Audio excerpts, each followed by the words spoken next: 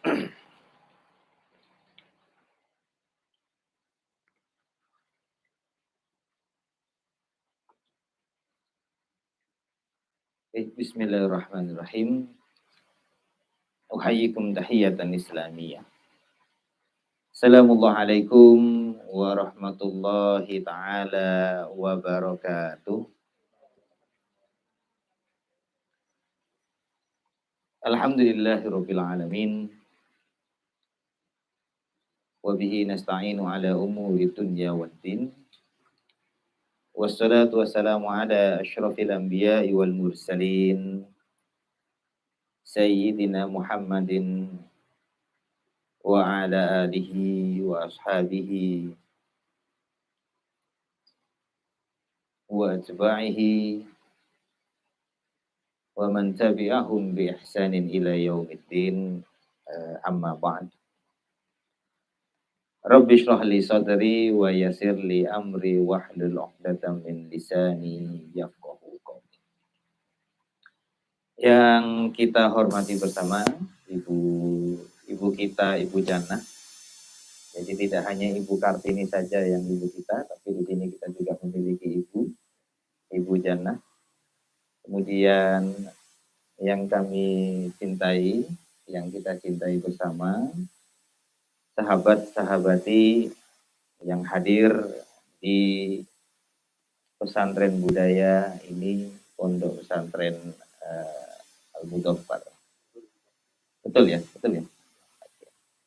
Yang saya cintai juga Pak Lurah, yang entah warganya di mana. Yang penting Pak Lurah dulu, sudah dapat klaim Pak Lurah ini insya Allah kadus-kadus kaling-kaling semuanya aman, bisa dikondisikan.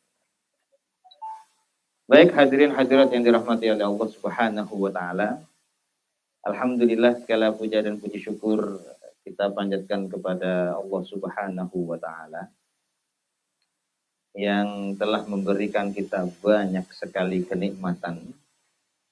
In ta'uddu ni'matallahi la tuhsuha.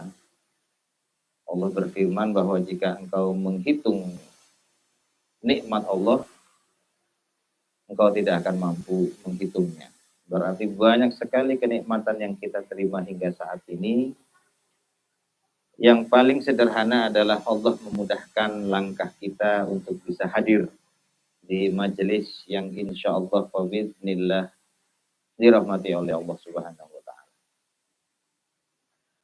Salawat serta salam senantiasa kita panjatkan kepada Habibina Mustafa Sahibus Syafa'ah Nabi Muhammad sallallahu alaihi wasallam yang telah menjadi suri tauladan bagi kita semuanya, menjadi contoh ideal dalam mengarungi seluruh aspek kehidupan hingga menjadi seorang insan kamil, hamba Allah yang sempurna, hamba-hambanya kepada Allah Subhanahu wa taala. Baik hadirin hadirat yang dirahmati oleh Allah, sebelum kita mulai, kami ingin mengucapkan banyak sekali terima kasih kepada seluruh pihak yang ada di sini. Pak Lurah, kemudian Sahibul Bait, Ibu Jannah, serta hadirin teman-teman santri dan santriwan. Ini alhamdulillah jumlahnya banyak sekali. 2.000 orang. Yang hadir di sini manusia kasat matanya 17 atau berapa, tapi yang tak kasat mata ini banyak sekali. Ya, insya Allah, karena hadiran kita ini menjadi sebuah majelis yang penuh manfaat, berkah, dan insya Allah kita menjadi amal jariah untuk kita semuanya. Baik, bismillahirrahmanirrahim. Pada pertemuan kali ini, hadirin hadirat yang dimuliakan oleh Allah, insya Allah kita akan melanjutkan pembahasan kita. Pembahasan yang sebelumnya sebagaimana yang disampaikan oleh Pak Irfan, Pak Lurah, bahwa pertemuan sebelumnya kita sudah membahas tentang 3 ayat, mulai dari ta'awud, a'udzubillahi minasyaitonirrajim, kemudian bismillahirrahmanirrahim, kemudian alhamdulillahirabbil alamin. Nah, Dan insya Allah kita akan mengkhatamkan insya Allah di pertemuan ini surat Al-Fatihah. Surat Al-Fatihah insya Allah kita selesaikan. Dan sebagaimana disampaikan oleh Pak Irfan, untuk pertemuan selanjutnya kita membawa Al-Quran. Ya. Al-Quran terjemahan lebih enak, ya, supaya kita nanti nyambung. Tidak hanya sekedar membaca saja, tapi kita paham artinya dulu. Nah, tapi nanti kita bedah. Kenapa artinya bisa diartikan seperti itu? Atau maksud dari cara artiannya bagaimana? Supaya kita bisa mendapatkan feeling, ya, supaya kita mendapatkan feeling. Jadi insya Allah pertemuan selanjutnya. Kenapa? Karena pertemuan selanjutnya ini kita insya Allah sudah masuk ke surat Al-Baqarah. Ya, masuk ke surat Al-Baqarah. Kalau kita hafal insya Allah tidak ada masalah. Tapi kalau yang tidak hafal ya kita hanya mendengarkan saja nanti. Ya, jadi supaya ada dialektik, ya, ada komunikasi dua arah. Jadi kita insya Allah minggu depan atau pertemuan selanjutnya kita akan membawa Al-Quran. Bawa terjemahan, mafis muskilah, tidak ada masalah. Ya. Baik hadirin hadirat yang dirahmati oleh Allah. Sebelum kita mulai, perasaan saya dulu pernah ngasih tugas buat kita semuanya. Ya, ngasih tugas, itu enggak tahu nanti dikerjakan PR-nya atau tidak. Tugasnya adalah selain baginda Rasulullah Shallallahu Alaihi Wasallam yang berhak memberikan syafaat nanti di hari kiamat, siapa lagi yang bisa memberikan syafaat? Masih ingat pertanyaannya dulu ya? Ya. Maksudnya adalah siapa lagi yang bisa memberikan syafaat? Ada yang sempat menemukan jawabannya? Silakan. Jangan googling. Langsung tiba-tiba googling gitu, kemudian langsung searching. Ada? Ada yang menemukan?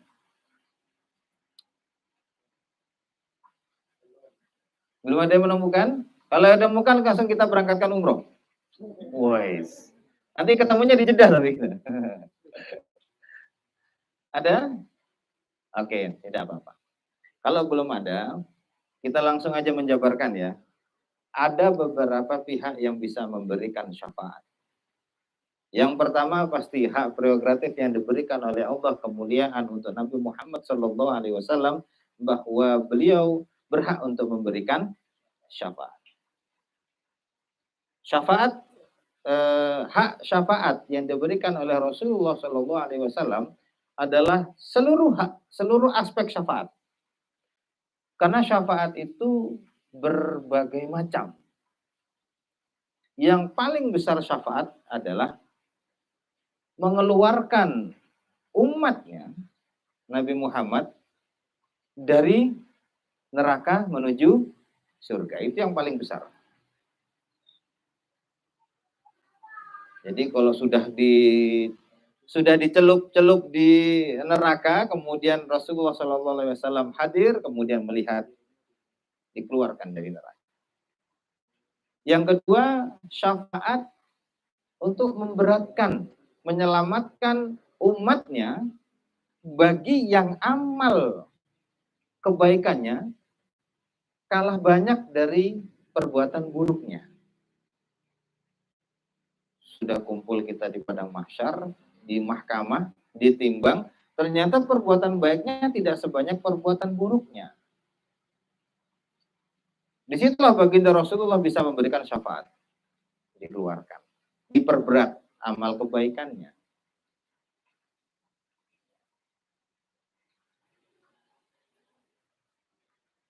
Itu yang pertama. Yang ketiga, ya, ada banyak tipe ya, tipe syafaat.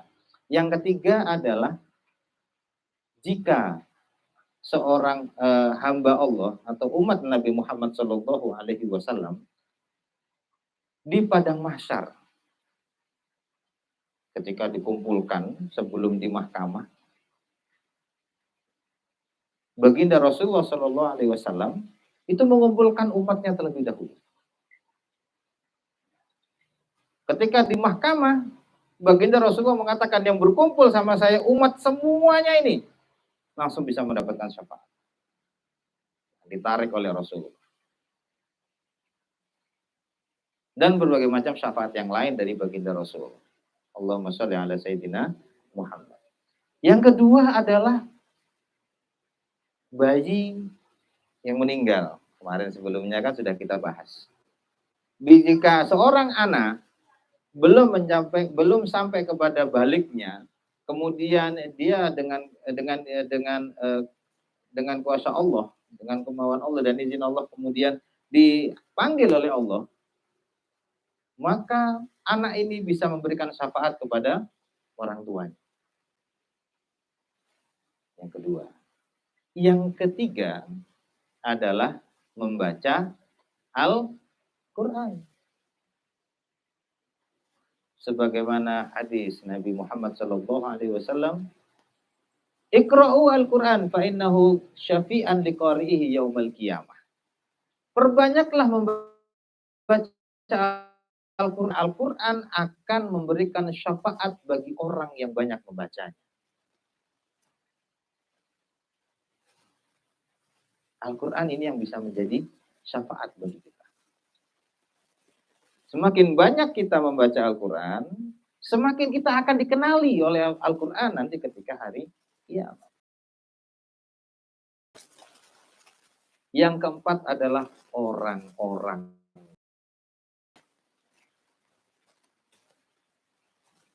Sebagaimana tadi dalam konten YouTube ini tahadau tahabu. Tahadau tahabu.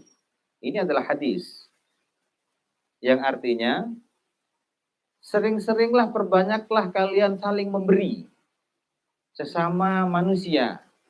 Insya Allah kalian akan saling mencintai. Saya ngasih Mas Irfan sering-sering. Mas Irfan juga akan banyak ngasih saya. Seolah-olah nanti akan ada ikatan emosional.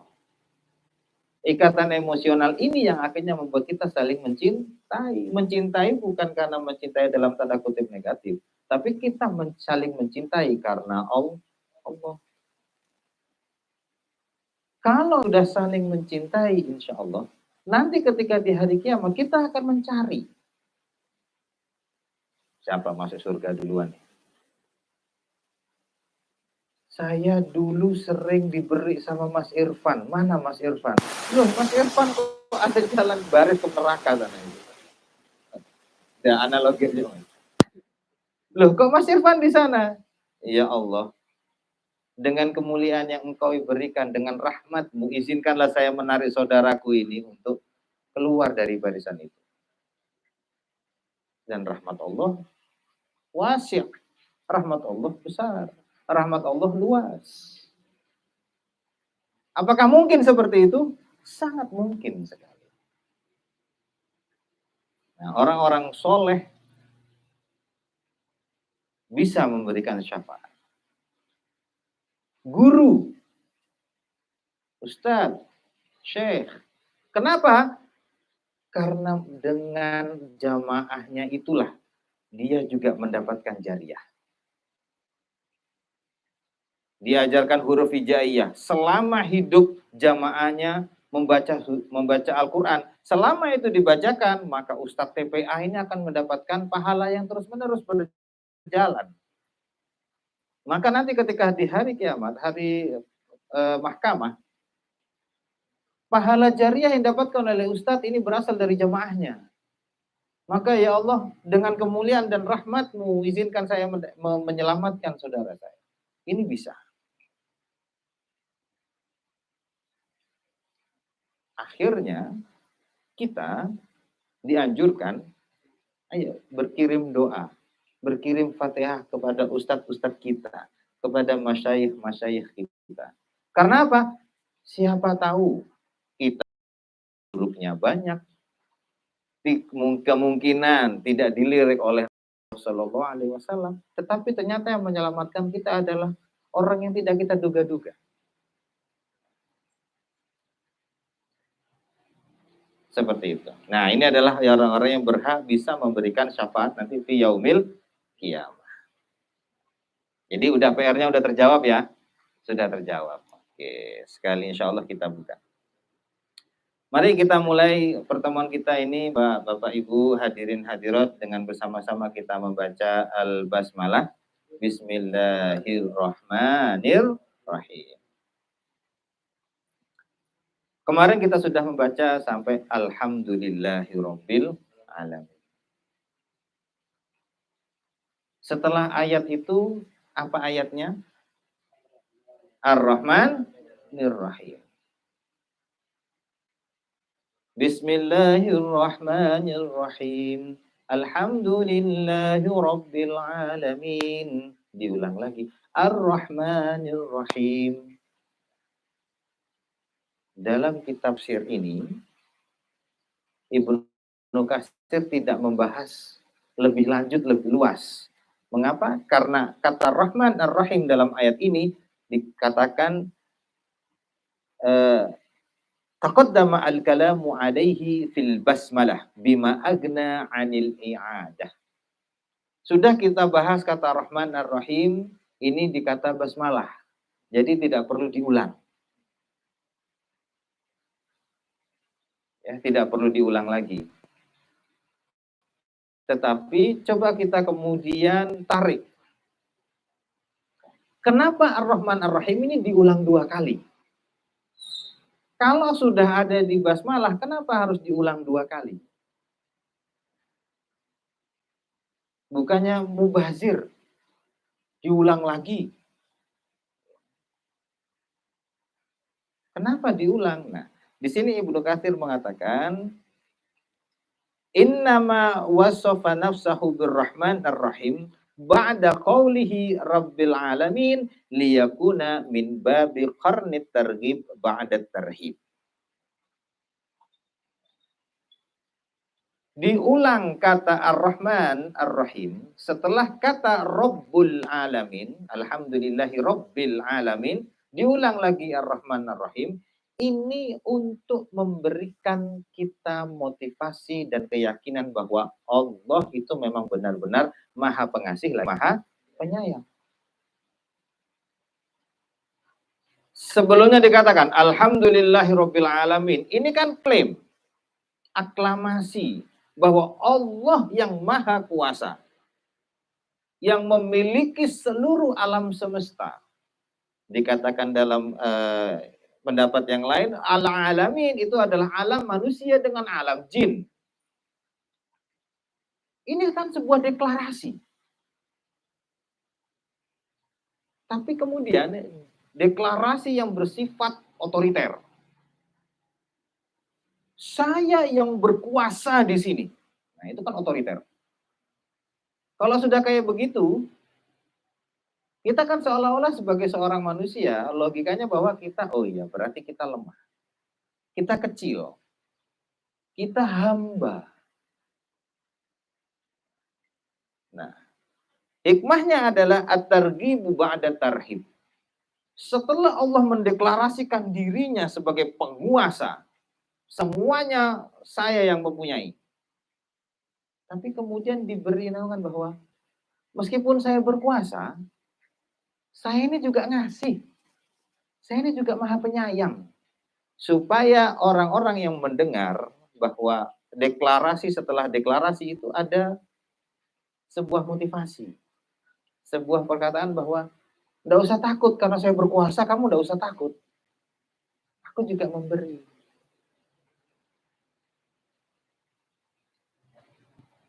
Jadi satu sombong, tapi yang kedua, jangan takut. Tetap saya kasih. Saya berkuasa, tapi saya tidak otoriter. Tapi saya juga berkuasa, tapi saya bertanggung jawab. Nah, ini kelihatannya, kalau misalkan kita ngelihat di masyarakat, ini sudah dipraktekkan oleh para politisi-politisi. Iya kan? Pilih saya. Kalau tidak pilih saya seperti ini. Kalau saya jadi, nanti akan saya janjikan begini. Masalahnya di tempat atau tidaknya kan urusan nanti. Urutan ayat ketiga. Jadi Allah itu sudah mendeklarasikan. At-targhib ba'da tarhib. Supaya apa ya, targhib pada tarhib. Sudah nakut-nakuti tapi jangan takut. Kamu enggak usah takut. Aku juga Maha Pengasih, lagi Maha Penyayang. Qala ta'ala nabbi ibadi anni anal ghafurur rahim. Kalau udah berpuasa kan seolah-olah kadang-kadang kita berpuasa berarti semena-mena. Tapi dikatakan Allah mengatakan nabbi ibadi anni anal ghafurur rahim. Saya berpuasa tapi saya juga Maha Pengampun. Jadi cintanya Allah itu kepada kita luar biasa. Berkuasa, tapi saya juga ngampuni. Kamu bikin salah, saya ampuni. Dosamu sebesar gunung Uhud. Allahul Ghafurur Rahim. Allah yang Maha Pengampun. Diampuni. Meskipun kita buat salah apa, itu kan sudah sangat luar biasa sekali.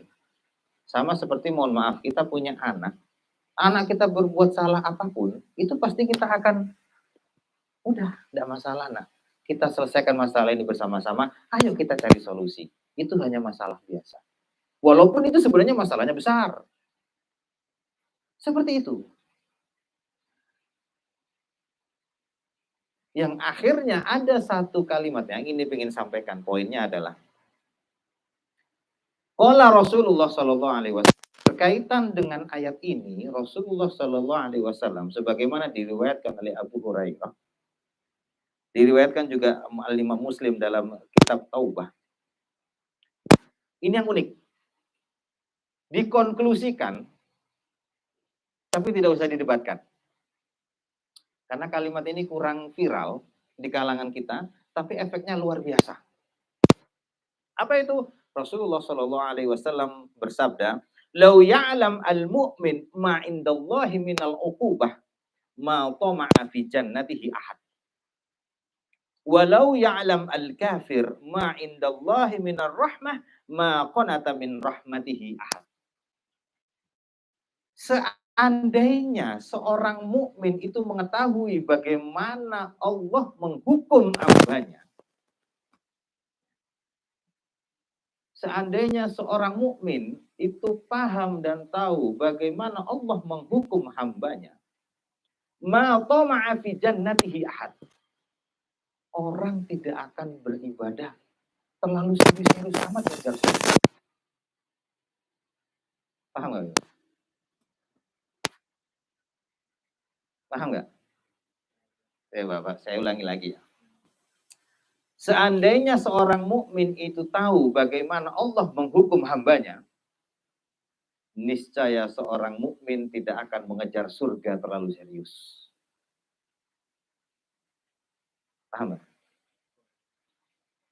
Artinya mungkin secara kasarnya begini. Udah, ibadah-ibadah biasa saja. Jangan tamak mengejar surga.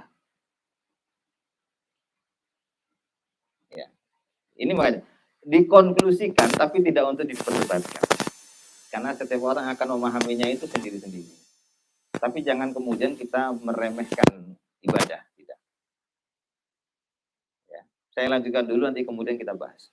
Walau ya'lam al-kafir ma indallahi minar rahmah ma qanata min rahmatihi ahad. Seandainya orang-orang yang kafir itu mengetahui bagaimana rahmatnya Allah, niscaya mereka akan tidak konato itu putus asa. Udahlah, rahmatnya Allah itu segitu. Logikanya adalah seandainya kita seorang muslim ini tahu bagaimana Allah itu rahmatnya besar. Walaupun kita berbuat dosa sebanyak apapun, Allah akan memberikan rahmat untuk kita. Kita harus yakini itu. Asal kita yakin bahwa Allah lah Tuhan satu-satu. Artinya kita tidak berbuat syirik. Orang mukmin beribadah-ibadah saja. Ini tidak usah terlalu ekstrim.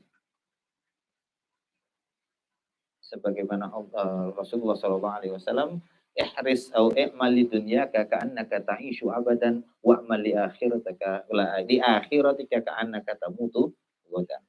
Tidak usah terlalu berpikir terlalu akhirat karena kamu juga punya kehidupan di dunia.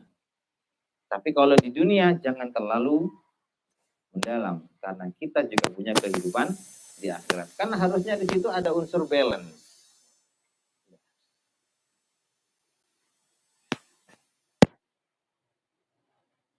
Walau ya'lam al-kafir ma'indallahi minar rahmah. Seandainya orang kafir tahu betapa besarnya rahmat Allah, niscaya mereka tidak akan putus asa dan akan segera memeluk dan segera mencari ridho dan rahmatnya Allah. Walaupun di ujung hayatnya baru mengucapkan asyhadu an la ilaha illallah.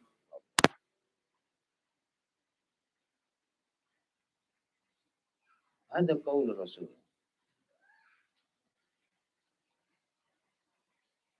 Oke, Ar-Rahman Ar-Rahim. Jadi memang Masya Allah, rahmatnya Allah itu sangat luar biasa.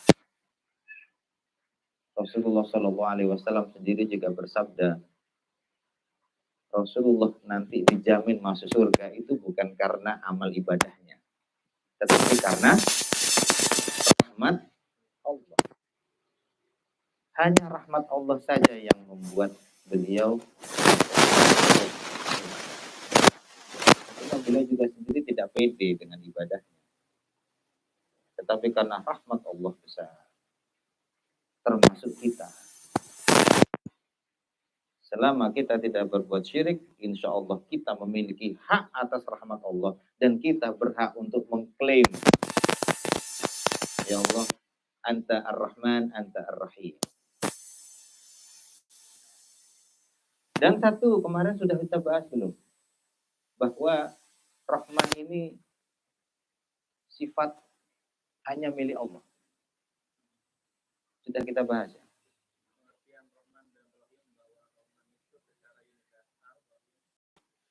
Rahman universal, Rahim khusus. Oke. Tetapi di tafsir Ibnu Katsir ini beliau berpendapat bahwa tidak boleh ada makhluk yang diberi nama atau julukan Rahman. Kalau Rahim boleh.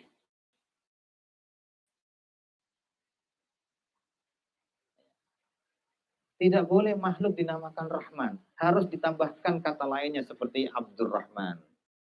Tapi kalau dinamai Rahman atau diberi sifat Rahman, ada mamnu. Kenapa? Karena Allah yang memiliki sifat Rahman.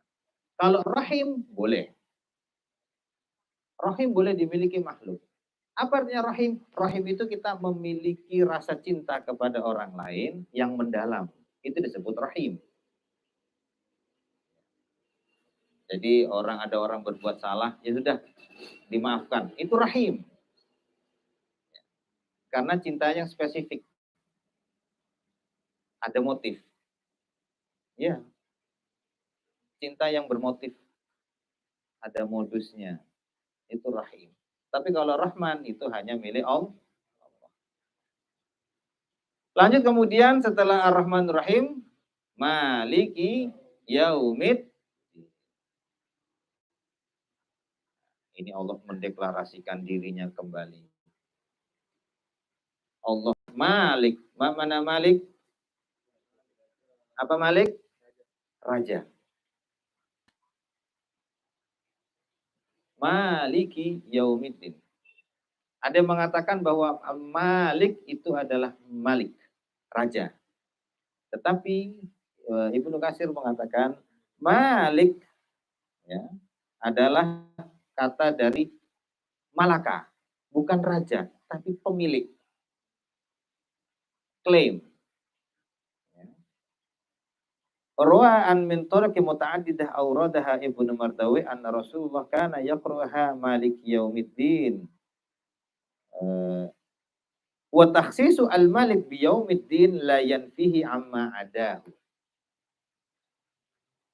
Allah yang mengklaim kata Malik itu bukan sebagai raja, tapi pemilik. Karena raja itu sama seperti dalam surat An-Nas. Qul a'udzu birabbin nas. Malikin nas. Jadi tidak panjang Malik. Kalau Al-Fatihah panjang. Maliki yaumiddin panjang. Meskipun ada ya Malik, bukan Malik, tapi Maliki yaumiddin. Ada yang baca begitu. Ada juga yang mengatakan asba'ana fi kasra al-kaf fa qara'a Maliki yaumiddin. Jadi ada 3 cara bacanya ya. Maliki yaumiddin. Maliki yaumiddin. Ada Maliki yaumiddin. Tapi tidak ada yang baca Maliki yaumiddin. Sebagaimana Malikin nas.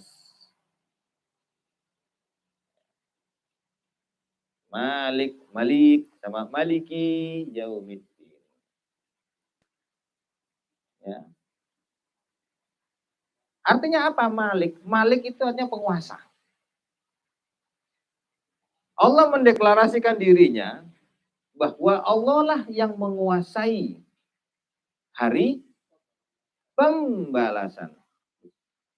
Pembalasnya dari mana? Yaumiddin. Ad-din, mana din? Hari pembalasan. Di situ terjemahan Quran Kemenak itu hari pembalasan.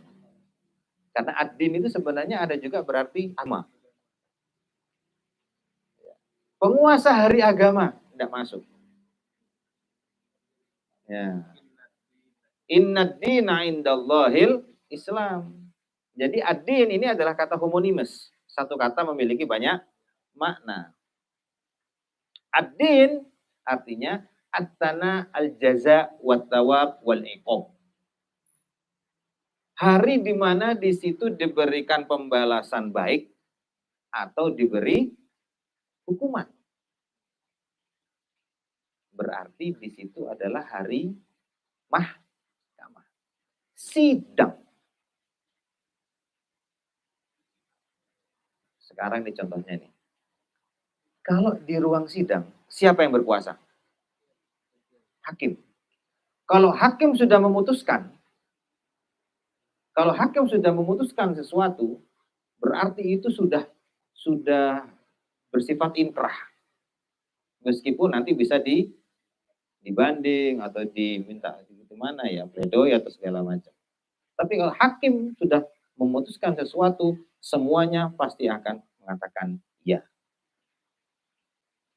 Tidak bisa seperti jaksa sama penasihat hukum, masih bisa adu argumen.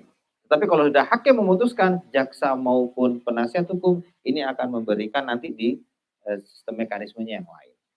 Begitu juga ketika Allah memutuskan di hari pembalasan. Dan sampai sekarang, Bapak Ibu sekarang, kalian tidak ada yang mengklaim bahwa dialah yang berkuasa nanti di saat hari pembalasan kecuali Allah.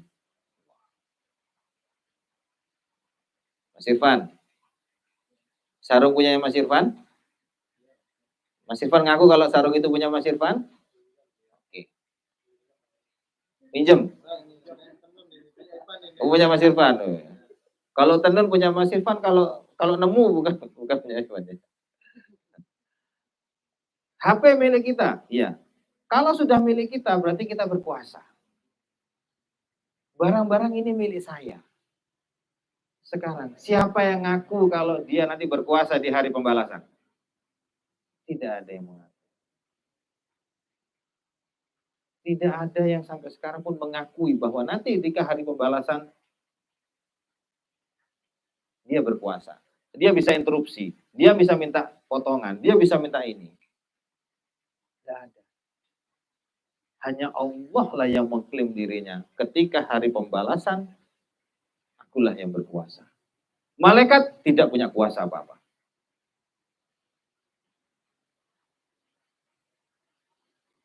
Allah lah yang mengklaim diri sendiri.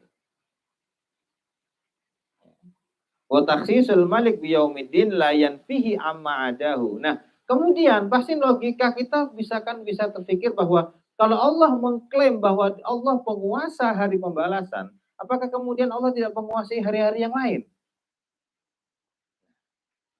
Itu ada pemikiran seperti itu. Ya.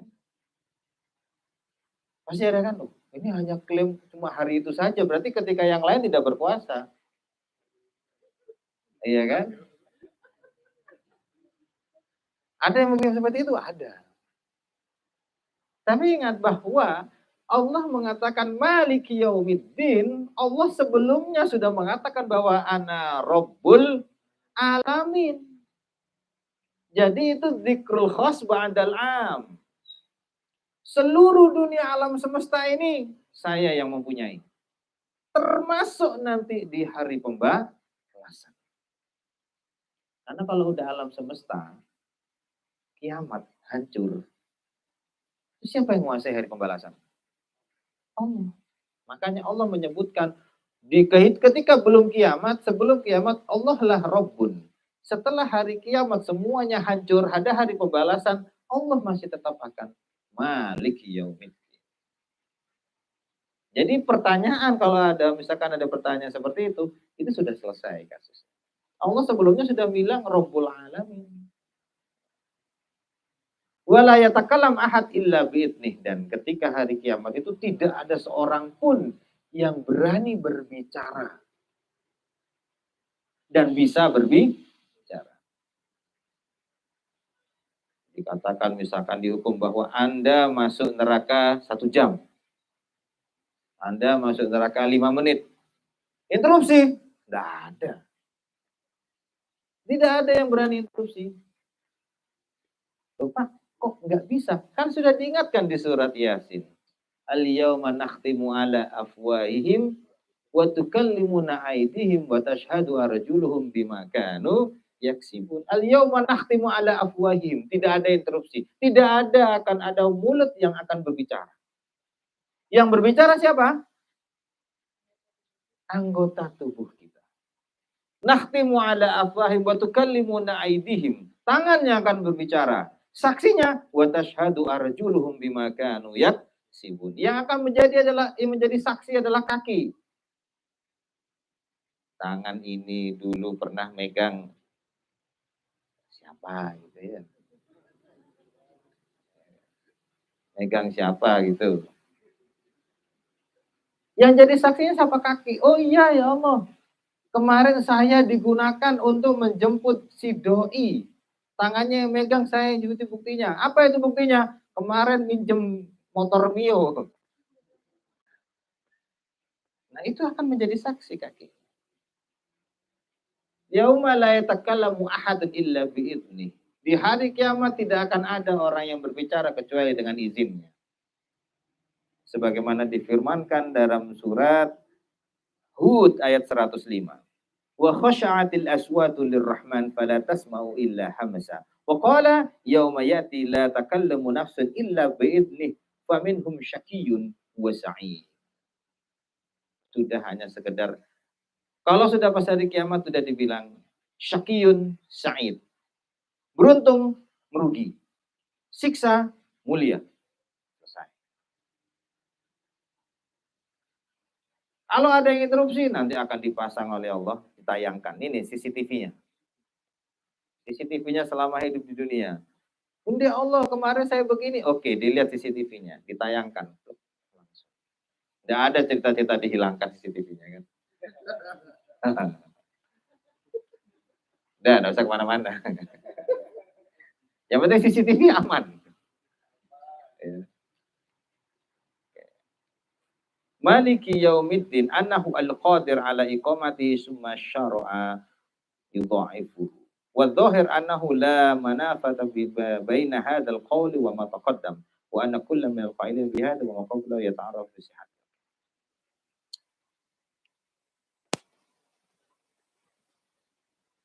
Wal maliku fil haqiqah huwa Allah azza wa jalla. Nah, sebenarnya kata Al-Fatihah, Maliki Yaumiddin ini sudah dijabarkan berkali-kali dalam Al-Qur'an bahwa tidak hanya hari pembalasanlah Allah menguasai, tapi karena penguasa itu memang hanya Allah semata. Tapi Allah mendeklarasikan bahwa nanti di hari pembalasan dia penguasa. Tapi Allah memang sudah penguasa sejak memang satu-satunya. Sebagaimana difirmankan banyak ayat-ayat yang lain dalam Al-Quran yang mengatakan bahwa Allah lah Al-Malik. Seperti dalam surat Al-Baqarah 247, Yauma idin yuwaffihimullahu dinahumul haqq. Nah, ad-din al-jaza'u wal hisab. Maliki yaumiddin itu adalah hari mahkamah, hari pembalasan. Ya, al-kaisu min dana nafsahu wa amila lima ba'dal maut. Yauma idin tu'riduna la takhfa minkum khafiyah. Jadi deklarasi. Selanjutnya yaitu iyyaka na'budu wa iyyaka nasta'in. Artinya hanya kepadamulah kami menyembah dan hanya kepadamulah kami meminta pertolongan. Ini nggak ada ya Bang, siapa kemarin yang mohon maaf yang masih jomblo? Bang Opan, mana Bang Opan?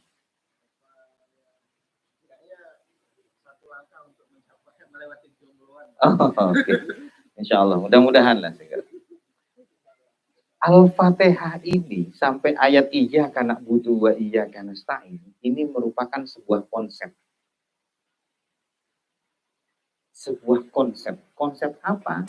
Dari ayat yang pertama sampai ayat yang keempat.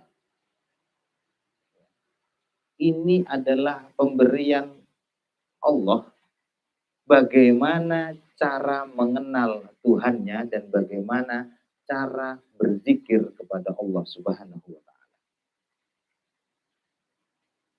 Alhamdulillahirabbil alamin.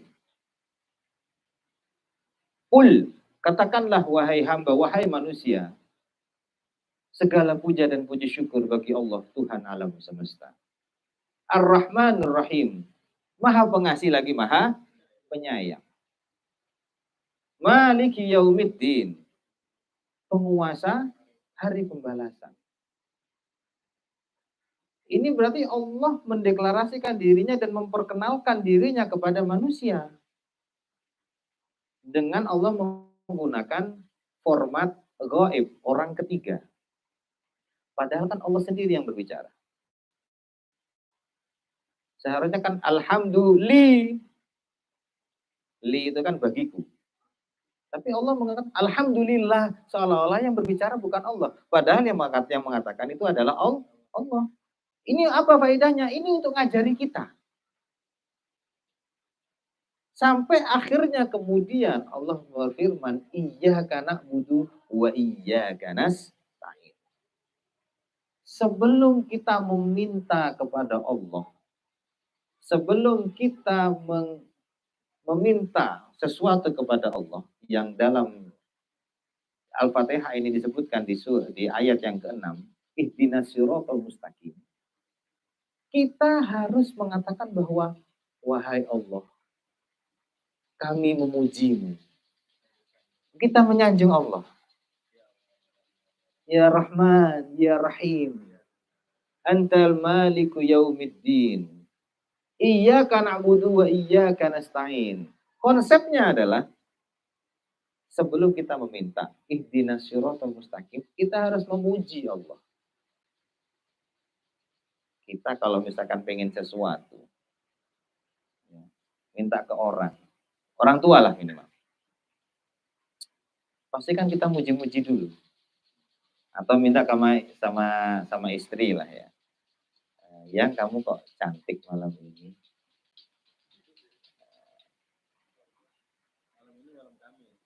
Malam ini malam Kamis. Besok malam Jumat. Yang kamu kok cantik malam ini. Gombal. Pasti ada, kalau ada mau kayak begitu, sudah bisa diprediksi bahwa ini suami ada maunya. Minimal pun Abi mau keluar ya, ngopi sama teman-teman. Itu kalau ngomong langsung seperti itu, istri ini baru keluar 5 menit sudah di miss-call. Kecuali bujana. Masya Allah, Bun. Ini abang Syekh ini melihat ya. Tapi minimal kalau kita misalkan mau sesuatu kepada orang, kita puji dulu. Misalkan kita bertamu ke orang. Bapak gimana, kabar, sehat? Basa-basi dulu kan. Mau pinjam uang, wah nggak bisa. Pasti kita dong, Bapak sehat, oh, gimana kabarnya? Masya Allah, lancar usahanya ya? Oh iya, Alhamdulillah, Masya Allah. Senang saya ngelihat keluarga Bapak. Tapi kemudian dia pegang begini Pak. Udah alamat pasti pinjam uang. Wayang. Begini Pak. Mau pinjam uang. Nah. Tapi kalau misalkan tiba-tiba kita datang, Assalamualaikum Pak, nggih, pinjam uang. Tidak akan dilakukan. Tapi kalau dibagus-bagusin dulu, basa-basi dulu. Insya Allah kalau pinjam uang, dikasih. Begitu juga Allah. Sebelum kata ihdinas siratal mustaqim, kita harus klaim, ya Allah, iyyaka na'budu wa iyyaka nasta'in. Kepadamulah kami menyembah.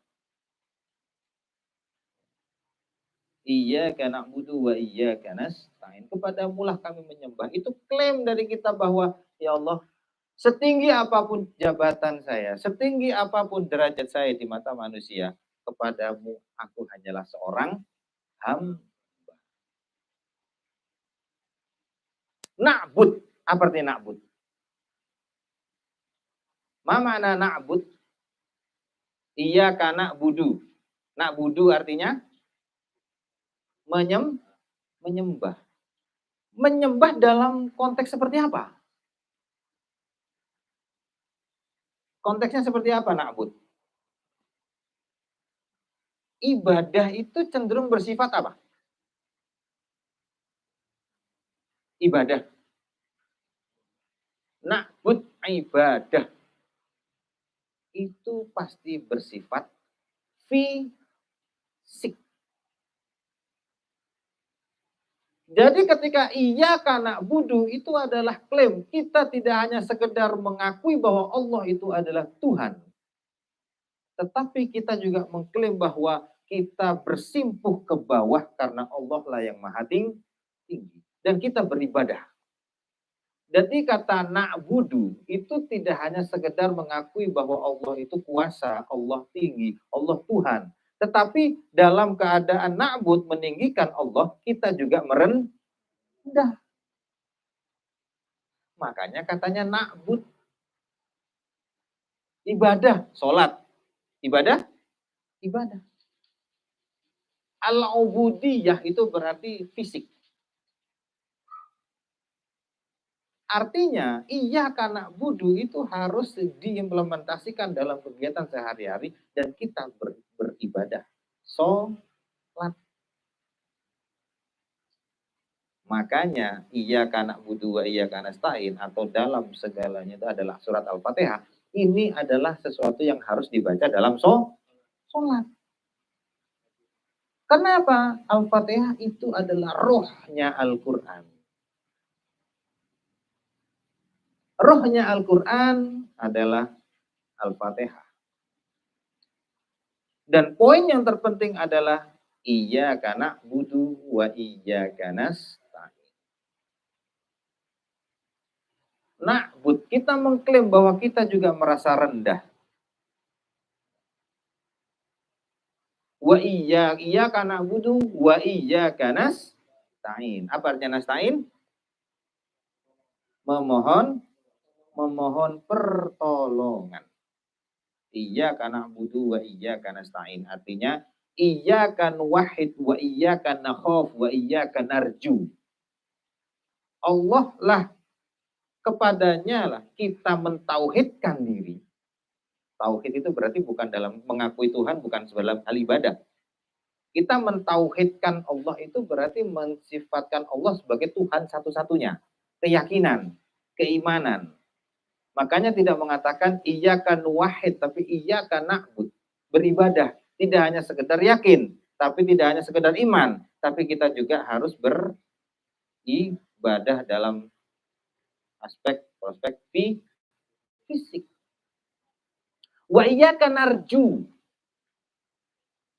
Sudah kita ke bawah, menghamba kepada Allah, dan kepada Allah jugalah kita memohon.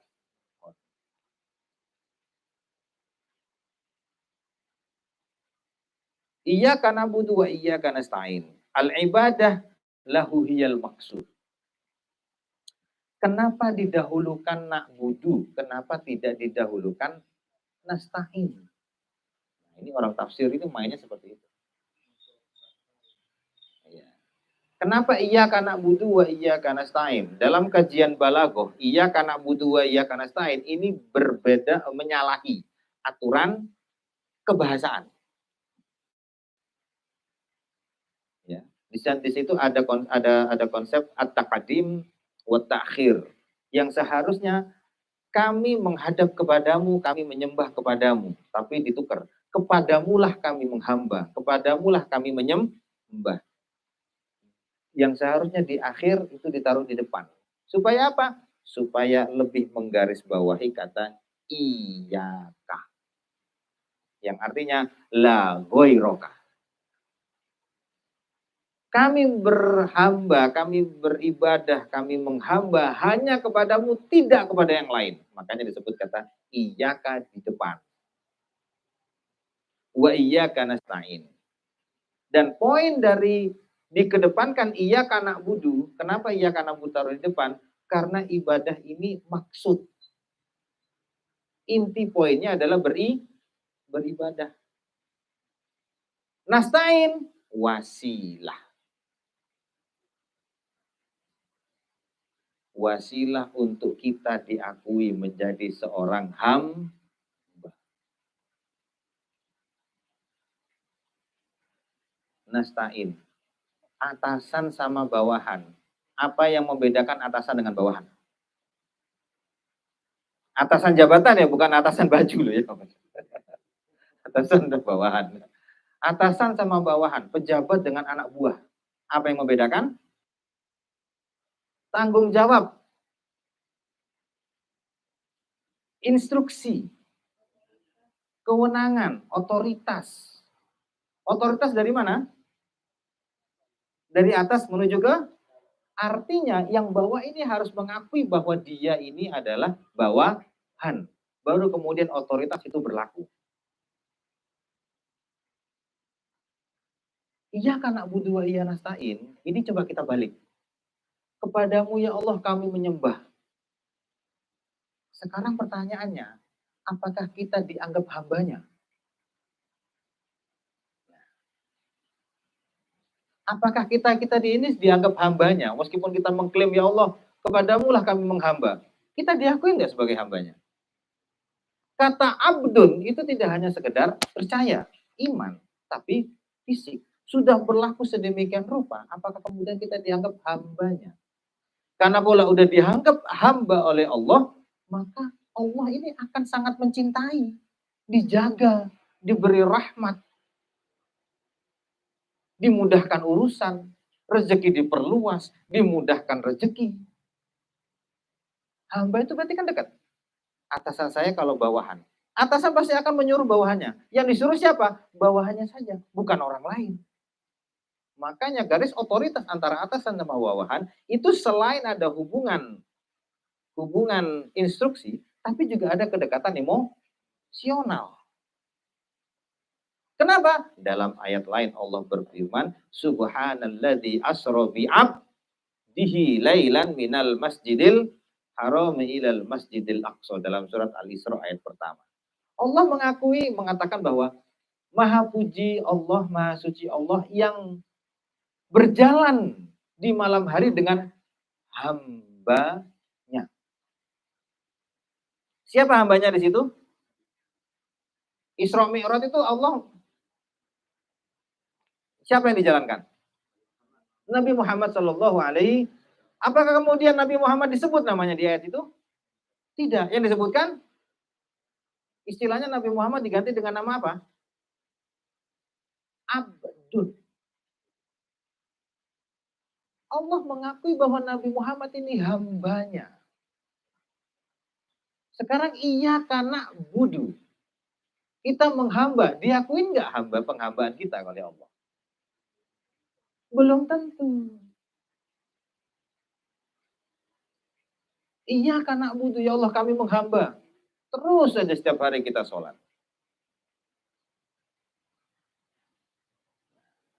Ini adalah klaim bahwa ya Allah, akuilah hambamu ini sebagai hambamu.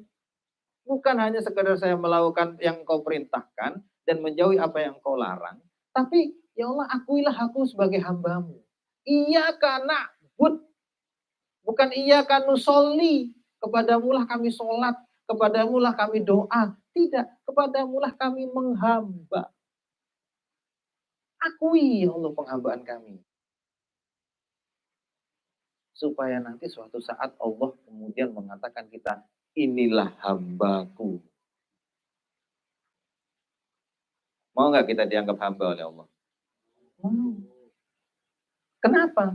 Masya Allah. Kalau udah kita merasa dianggap hamba oleh Allah itu, innallaha fi aunil abdi madamal abdu fi. Allah akan membantu hambanya selama hamba membantu saudaranya. Itu sudah klaim bahwa Allah akan menemani hambanya. Allah yang hambanya.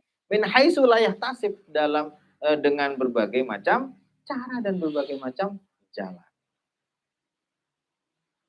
Iyyaka na'budu wa iyyaka nasta'in. Engkau kepadamulah kami meminta tolong. Bukti bahwa kita mengakui Allah dan kita mengakui bahwa kita tuh hamba adalah menggunakan perantara. Apa buktinya kalau kamu itu mau diakui sebagai hamba? Nahnu nasta'in. Ya Allah, kepadamulah kami minta tolong. Ini kan bukti bahwa kita ini hamba. Bawahan minta samanya selalu pasti sama atasan. Bos, uang rokok dong bos. Bos, kopi di rumah habis bos. Ini mintanya ke siapa? Ke atasan. Pak Lurah.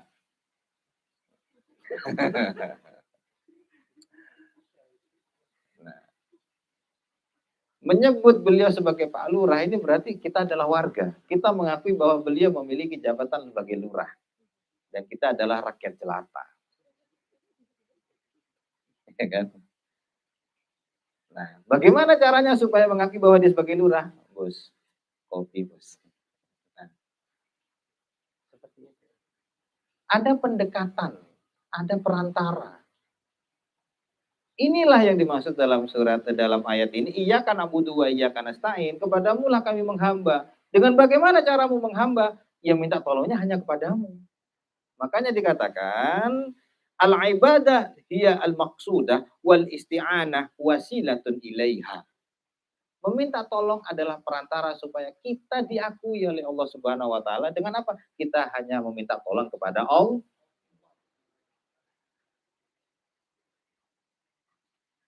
Mafhum ya? Nyambung ya? Enak ya? Oke. Enak. Nah, ada satu hal yang menarik bahwa iya karena budu wa iya karena stain, kita diakui menjadi hamba, kemudian kita menggunakan ini dalam sholat, apakah itu untuk sesuatu yang kolektif? Artinya, mencapai satu fase kita dianggap hamba, apakah itu nanti kita sedikit demi sedikit, demi sedikit, demi sedikit, demi sedikit, akhirnya mencapai fase itu? Dikatakan di sini bahwa kita mengucapkan iya karena butuh iya karena stain supaya apakah kemudian sedikit demi sedikit hanya bersifat kolektif, tapi tidak. Ya. Hikmah dari kita menggunakan kata ini, iya karena butuh iya karena stain adalah kita adalah seorang manusia yang pagi, siang, sore, malam punya potensi supaya bisa diganggu oleh setan. Kita memiliki pintu di mana setan bisa selalu menggoda kita baik siang, pagi, sore maupun malam. Ini hadirin ngopi, ngerokok, minum, aku tak minum juga. Iya. Wow. Yang mau ngambil kopi silakan. Time out dulu 1 menit.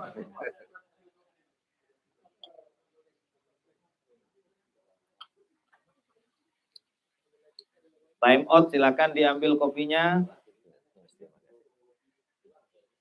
Diambil rokoknya. Asbaknya didekatkan.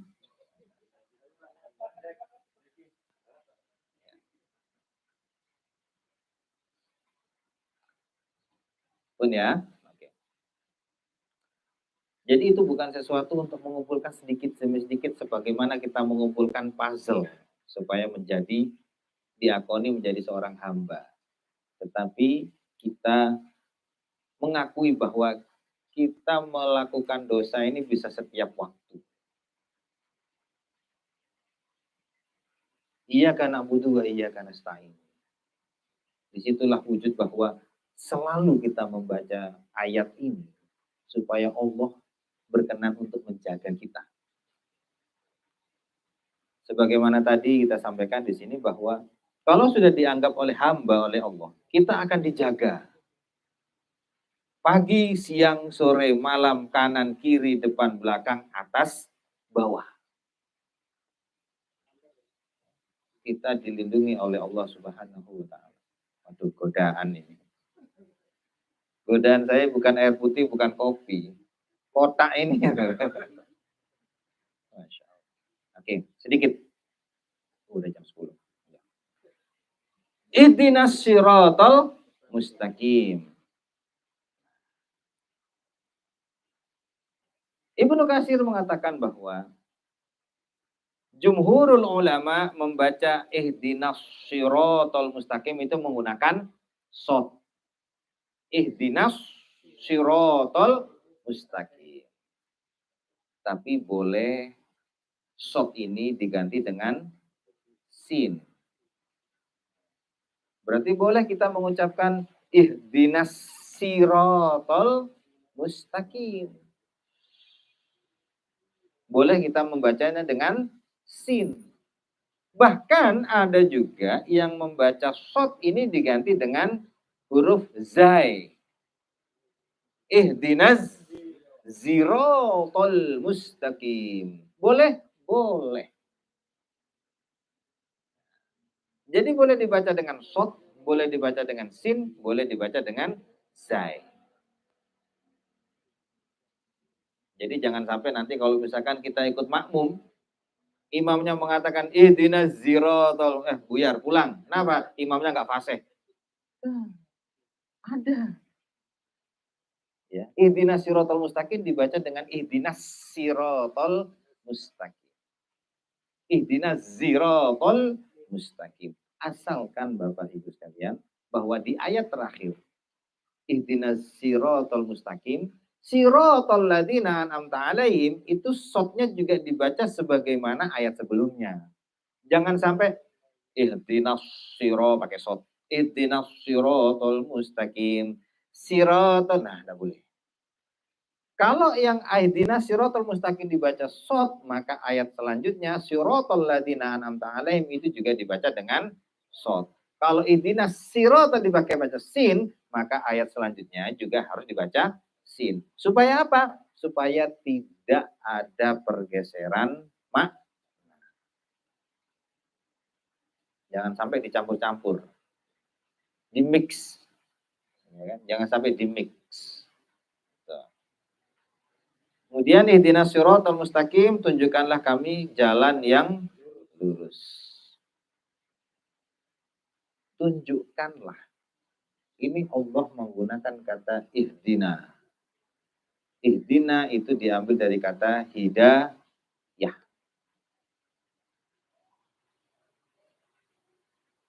Jadi jadikanlah jalan yang lurus ini hidayah bagi kami. Kalau kata tunjukkanlah dalam bahasa Arab ada kata lain yang diartikan tunjukkanlah. Arina, asyirna, itu tunjukkanlah.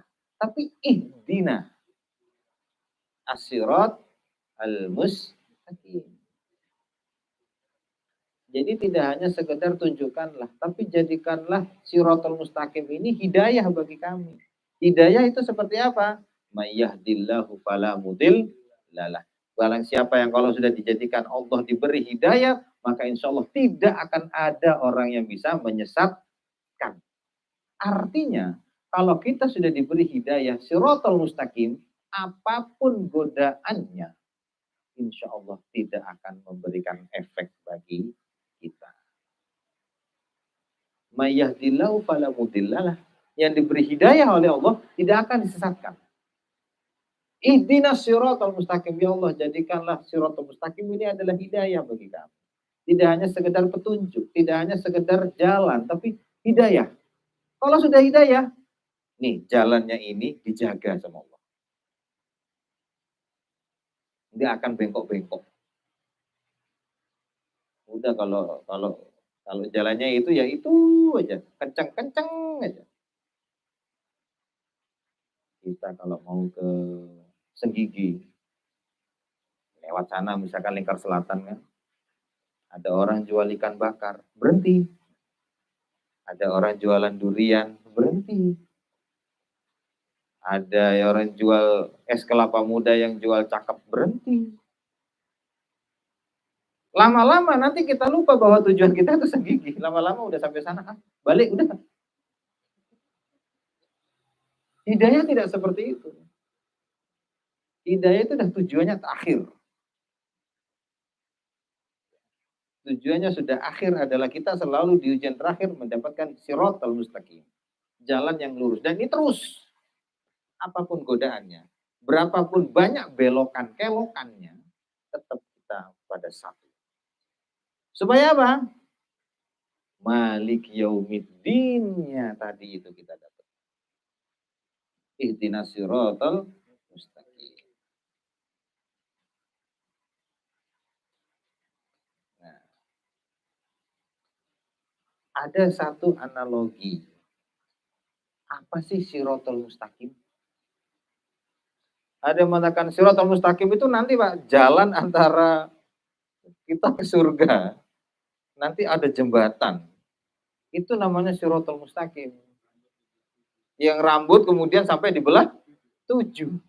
Rambut dibelah 7, nanti kalau kita bisa nyebrang masuk surga. Kalau enggak, mampir dulu ke neraka kita. Di bawahnya neraka semua.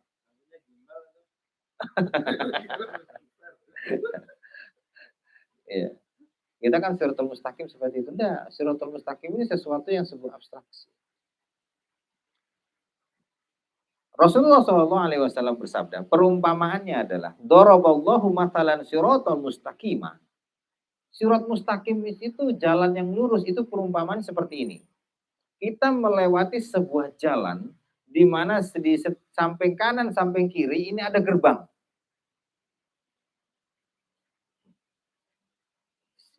Siratal mustaqim menjadi sebuah petunjuk hidayah, itu perumpamaan seperti ini. Kita berjalan, sebelah kanan ini ada gerbang, sebelah kiri juga ada gerbang. Wa ala janbatai surat surani fihi ma abwabun mufattahah. Dalam gerbang itu ada banyak pintu-pintu yang terbuka. Abwabun mufattahah. Wa 'alal abwab suturun markhat wa 'ala bab sirat da'in yaqul. Dan di tiap pintu itu, yang pintu yang terbuka, ya, ada sutur. Ada kayak apa ya? Kayak pintu itu pintu terbuka tapi ada penutupnya yang remang-remang gitu. Pintu remang-remang. Korden, betul. Ya ada korden, ada sutur, murkhat. Ya. Wa 'ala babi surat da'in yaqul, dan seolah-olah pintu itu memanggil kita. Ya ayyuhan nas, udkhulus sirata jami'an. Kita kan jalan, ada gerbang, ada pintu-pintu. Nah, pintu itu seolah-olah memanggil kita. memanggil kita mengatakan ya ayuhan nas udkhulus sirata jami'an wala ta'awwaju. Enggak usah ragu-ragu. Ayo masuk pintu-pintu ini masuk. Wada'in yad'u min fawqis sirat, dan kemudian ada seolah-olah kita mendengar orang di atas kita. Fa idza aradal insan ay yaftaha syai'an min tilkal abwab qal waihak la taftah. Kan ada panggilan, pintu-pintu itu menggoda. Masuk sini, masuk sini, masuk sini, udah masuk aja, masuk aja, masuk aja. Ketika kita mau membuka, seolah-olah ada yang berkata, jangan dibuka, jangan dibuka. Ya. Jangan dibuka. Waihak, la taftah, fa'inaka in taftah taliju. Kalau kamu buka pintu itu kamu menyesal. Kalau kamu masuk pintu itu, kamu akan menyesal.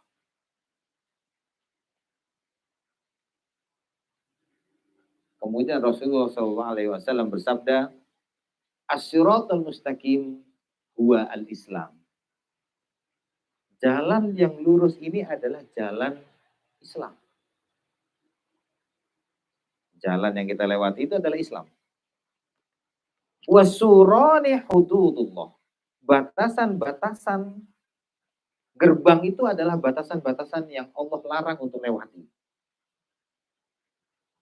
Hududullah. Tidak boleh begini, tidak boleh begini, tidak boleh begini. Wal abwab wal mufattahah maharimullah. Nah, gerbang itu adalah rambu-rambu yang Allah wanti-wanti. Wanti-wanti itu apa? Apa wanti-wanti itu? Allah beri penekanan. Tuh. Ini loh batasannya, ini loh batasannya. Dan pintu-pintu yang terbuka itu adalah sesuatu hal-hal yang diharamkan oleh Allah Subhanahu wa taala. Maharimullah. Wa dzalika adda'i ala ra'si sirat kitabullah. Nah, yang melarang ketika kita masuk pintu itu jangan dibuka, jangan dibuka, kamu jangan masuk situ. Itu adalah Al-Qur'an. Wada'i an fawqis sirat wa'izullahi fi qalbin kulli muslim. Dan suara-suara itu, kan ada yang memanggil kita dengar suara kan? Yang mengucapkan itu adalah Al-Quran. Dan suara-suara itu adalah wa'izullah fi qalbi kulli muslim. Jujur, kalau kadang kita ingin melakukan satu hal yang dilarang oleh Allah, terbesitkah di hati kita bahwa kita tahu ini dilarang oleh Allah? Terbesit? Terbesit? Misalkan yang paling gampang, tidak sholat. Sholatnya bolong. Kadang-kadang kita merasa bahwa kalau kita meninggalkan sholat ini salah. Kita tahu. Kita mau mengambil barang orang, kita tahu bahwa perbuatan ini salah. Itu adalah ilham yang diberikan oleh Allah ketika orang ingin melakukan dosa. Maka itulah cakupan dari as-siratal mustaqim. Jangan sampai kita itu berjalan belok ke kanan, belok ke kiri, tergoda dengan hal-hal yang dilarang oleh Allah. Dengan apa yang melarang kita? Satu, ilham dari Allah. Yang kedua, Al-Qur'an. Itulah perumpamaan dari siratal mustaqim. Dijelaskan lagi oleh tambahan, Allah memberikan bayan bahwa siratal ladzina an'amta alaihim ghairil maghdubi alaihim waladdallin. Jalan yang sebagaimana telah engkau berikan kepada orang-orang yang menjadi nikmat. Masya Allah. Jalan yang enak. Jalan yang merupakan kenikmatan yang Allah berikan kepada hamba-hamba sebelummu. Bagaimana kita tahu bahwa jalan itu merupakan sebuah kenikmatan dari Allah? Itu hal gaib. Itu adalah hal gaib. Yang pasti jalan ini tidak sama seperti jalan yang diambil oleh orang-orang yang al-maghdubi alaihim. Orang yang dimurkai oleh Allah. Siapa yang dimurkai oleh Allah?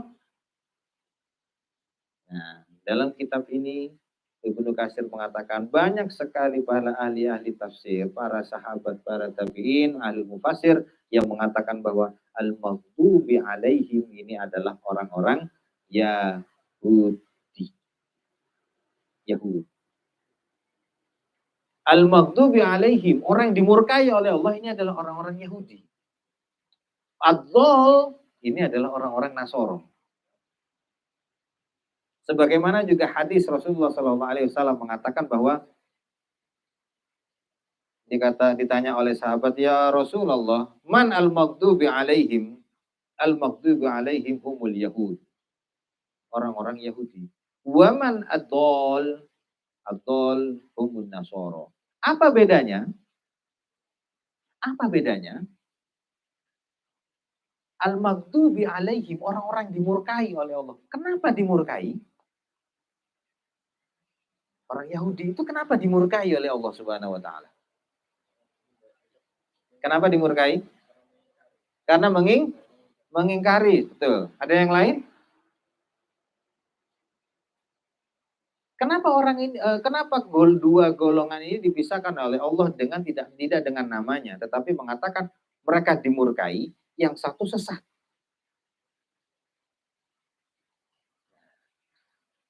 Ibnu Katsir menuliskan dalam kitabnya ini, al-maghdubi alaihim, ad-dhal dengan orang yang sesat, ini adalah dua pembagian yang berbeda.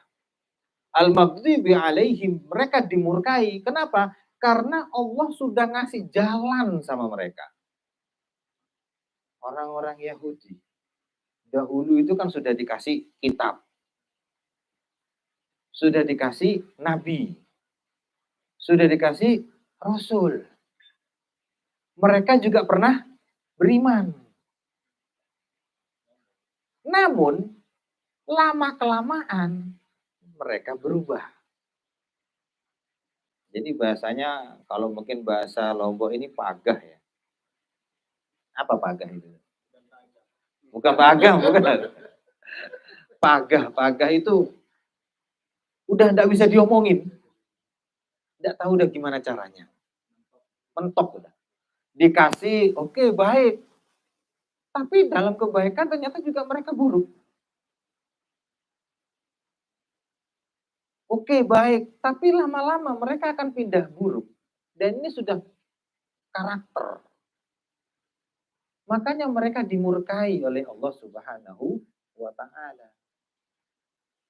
Dikasih nabi dibunuh. Dikasih nabi dicerca, dicaci maki. Tidak mau taat. Contohnya misalkan ketika Nabi Musa.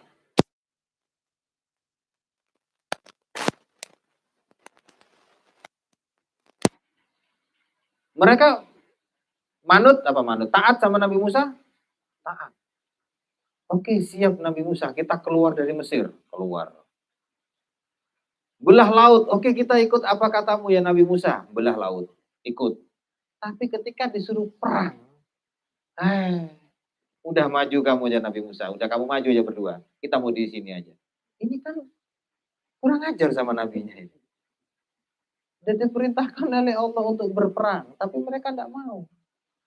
Kalau perang udahlah, kita duduk-duduk di sini lah, kita ngopi, kita ngerokok di sini. Udah, kamu Nabi Musa sama Nabi Harun berangkat sana perang.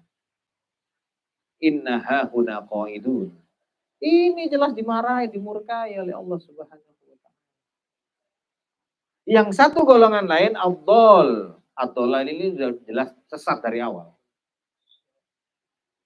Apa wujud kesesatannya? Dikasih nabi, dianggap Tuhan.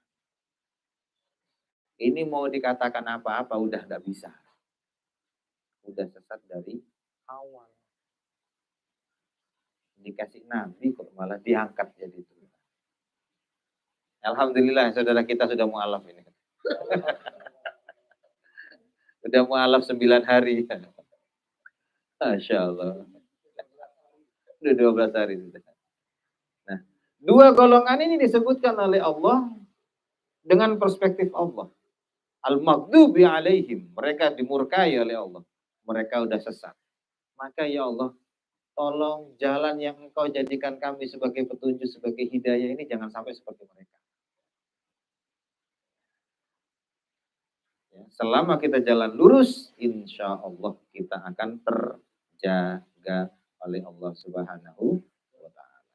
Terakhir, kita disunnahkan ketika membaca surat Al-Fatihah, kita membaca amin. Ini jaga kekompakan jemaah. Kalau kita sholat jemaah, usahakan aminnya itu senada. Ya.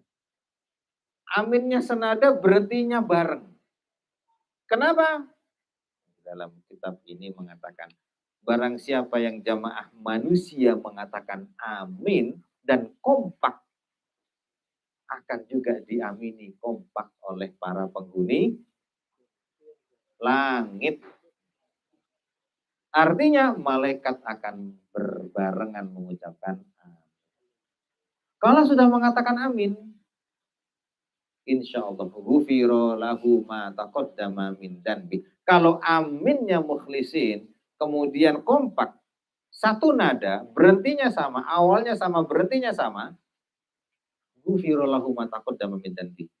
Dosa kita akan dihapus. Nah, ini enaknya. Jadi kita misalkan baca Al-Fatihah, kemudian kita baca amin, amin. Kompak yuk, 1, 2, 3, amin. Modal begitu, dosa luntur. Dosa dihapuskan oleh Allah Subhanahu wa Ta'ala. Dan ini hadis.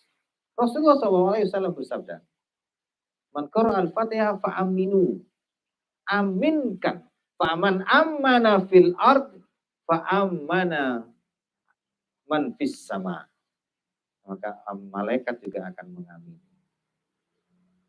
Dan Ibnu Katsir juga mengatakan ini jemaah. Kita membacakan amin, tidak perlu kita mengikuti imam dalam membaca surat Al-Fatihah. Jadi ketika imam membaca Al-Fatihah, kita cukup dengarkan. Di sini Ibnu Katsir mengatakan tidak perlu kita mengikuti imam dalam qiraatul jahr.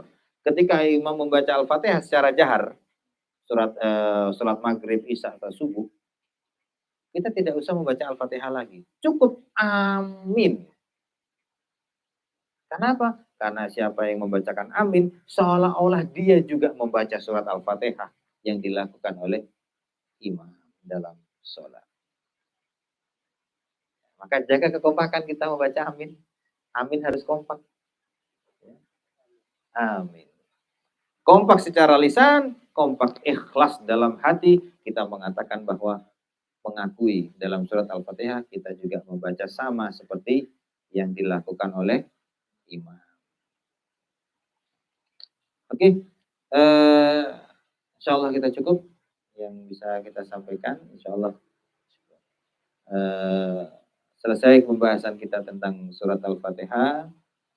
Insya Allah mudah-mudahan apa yang kita bahas pada malam hari ini memberikan kita keberkahan, manfaat, dan insya Allah semakin kita mukhlisina lahuddin.